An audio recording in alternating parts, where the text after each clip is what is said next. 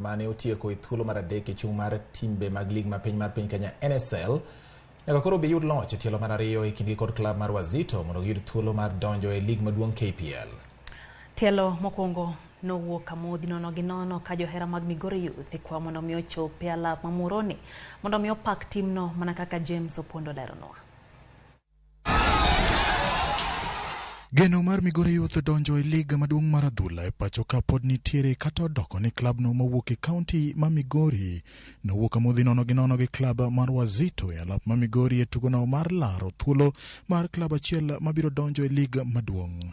David Otieno ma en team manager mar Migori Youth pod nitie kod geno mar yudo loch e tielo mar ariyo mibiro bagi e alap ma Muhoroni Stadium tarik 22 dwe ni. Gima pod nyalo timore away bombe kwa nyal ng'eyo gi wadro yudo dro dala kar kae wambe kako timore ne gi dala wa kar kae e kako wambe nyalo dhi timore no dala gi kocha koro ok gima rach sana dro pod bera kodwa wadhi Muhoroni chuno ni nyaka walo mondo wabede e position mar bede lika chuno ni nyaka walo koro kata kwa dhi duogo e training nyaka waduogo e training kwa ng'eyo ni Muhoroni nyaka wadhi dala gi. Johera mag Migori Youth mane opong'o alap ma Migori Stadium pod ikwayo mondo chopie tielo mar ariyo ka chopo margi biro jiwo jotugo. Migori Youth nyaka yud loch kata wuog amodhi mar gonde moramora ka amodhi mar 0-0 biro miyo Wazito thuolo mar dong' e lig.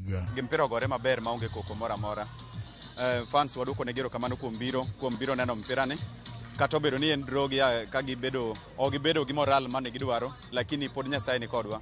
Wadhi dhi Muhoroni tarik 22 wakwayo ni mafans wa kaka no biro giwacha kwa yadhi akodgi kamano mondo watiek lweny ni. Wazito FC kumachielo ni kod lony ahinya e tuke mag lig maduong' kama biro keto gi nyime e tielo mar ariyo kipimo gi klab mar Migori Youth.